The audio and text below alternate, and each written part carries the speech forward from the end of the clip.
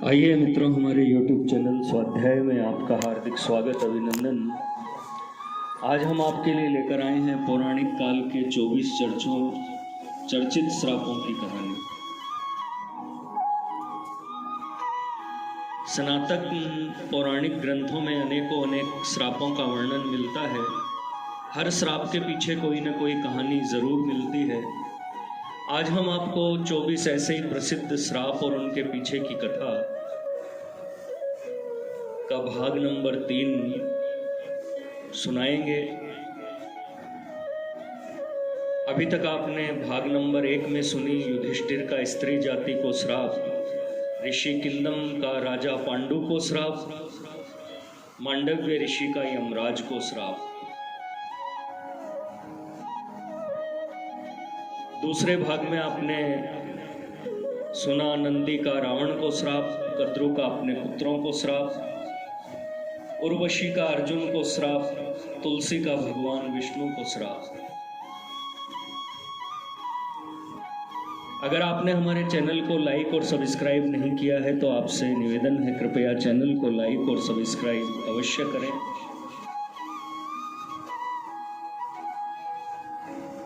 आज हम आपको बताएंगे श्रृंगी ऋषि का परीक्षित को श्राप।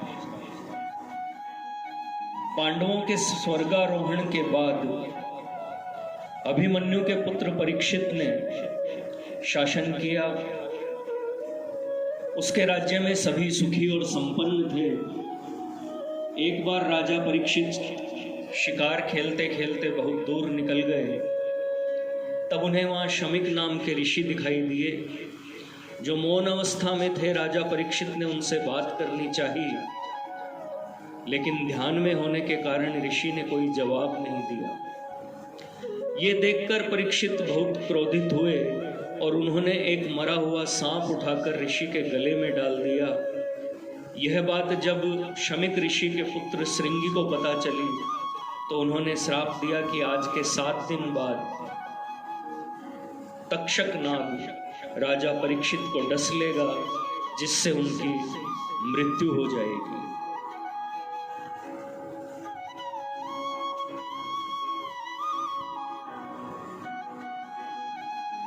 राजा अनरण्य का रावण को श्राप। वाल्मीकि रामायण के अनुसार रघुवंश में एक परम प्रतापी राजा हुए जिनका नाम अनरण्य था। जब रावण विश्व विजय करने निकला तो राजा अनरण्य से उसका भयंकर युद्ध हुआ। उस युद्ध में राजा अनरण्य की मृत्यु हो गई। मरने से पहले उन्होंने रावण को श्राप दिया कि मेरे ही वंश में उत्पन्न एक युवक तेरी मृत्यु का कारण बनेगा। इन्हीं के वंश में आगे जाकर भगवान श्री राम ने जन्म लिया और रावण का वध किया। परशुराम का कर्ण को श्राप। महाभारत के अनुसार परशुराम भगवान विष्णु के ही अंशावतार थे। सूर्य पुत्र कर्ण उन्हीं का शिष्य था। कर्ण ने परशुराम को अपना परिचय एक सूत पुत्र के रूप में दिया था। एक बार जब परशुराम कर्ण की गोद में सिर रखकर सो रहे थे, उसी समय कर्ण को एक भयंकर कीड़े ने काट लिया। गुरु की नींद में विघ्न न आए, ये सोचकर कर्ण दर्द सहते रहे, लेकिन उन्होंने परशुराम को नींद से नहीं उठाया। नींद से उठने पर जब परशुराम ने ये देखा तो वे समझ गए कि कर्ण सूत पुत्र नहीं बल्कि क्षत्रिय है।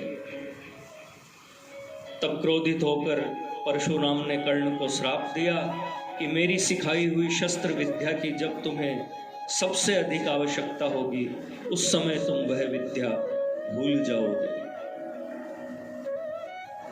तपस्विनी का रावण को श्राप।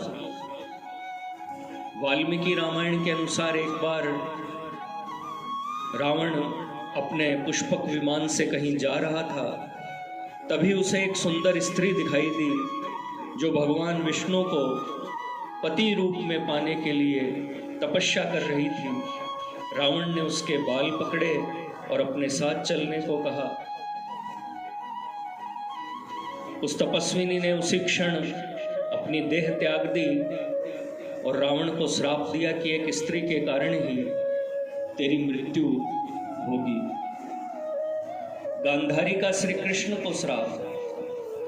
महाभारत के युद्ध के बाद जब भगवान श्री कृष्ण गांधारी को सांत्वना देने पहुंचे तो अपने पुत्रों का विनाश देखकर गांधारी ने श्री कृष्ण को श्राप दिया कि जिस प्रकार पांडव और कौरव आपसी फूट के कारण नष्ट हुए हैं, उसी प्रकार तुम भी अपने बंधु बांधवों का वध करोगे। आज से 36वें वर्ष तुम अपने बंधु बांधवों व पुत्रों का नाश हो जाने पर एक साधारण कारण से अनाथ की तरह मारे जाओगे। गांधारी के श्राप के कारण ही भगवान श्री कृष्ण के परिवार का अंत हुआ।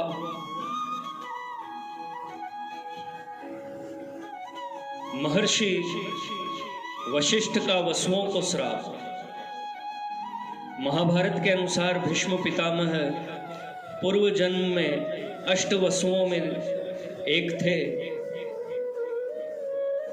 एक बार इन 8 वसुओं ने ऋषि वशिष्ठ की गाय का बलपूर्वक अपहरण कर लिया।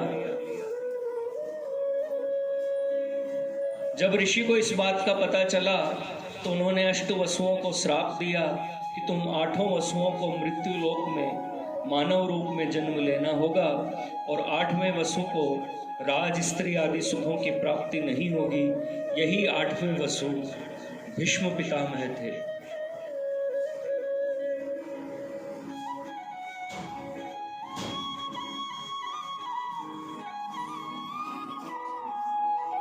शूर्पणखा का रावण को श्राप। वाल्मीकि रामायण के अनुसार रावण की बहन शूर्पणखा के पति का नाम विद्युतजिह्व था। वो कालकेय नाम के राजा का सेनापति था। रावण जब विश्व युद्ध पर निकला तो कालकेय से उसका युद्ध हुआ।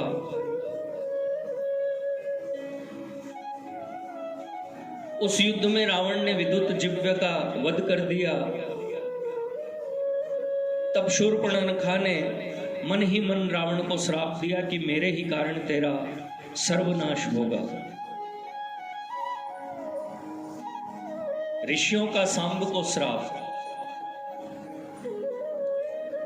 महाभारत के मौसल पर्व के अनुसार एक बार महर्षि विश्वामित्र कर्णवादी ऋषि द्वारका गए।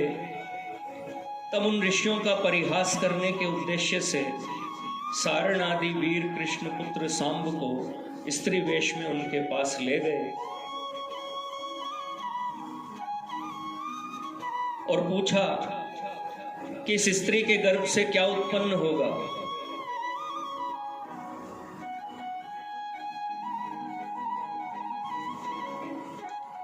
क्रोधित होकर ऋषियों ने श्राप दिया कि श्री कृष्ण का यह पुत्र वृष्णि और अधकवंशी पुरुषों का नाश करने के लिए लोहे का एक भयंकर मूसल उत्पन्न करेगा, जिसके द्वारा समस्त यादव कुल का नाश हो जाएगा।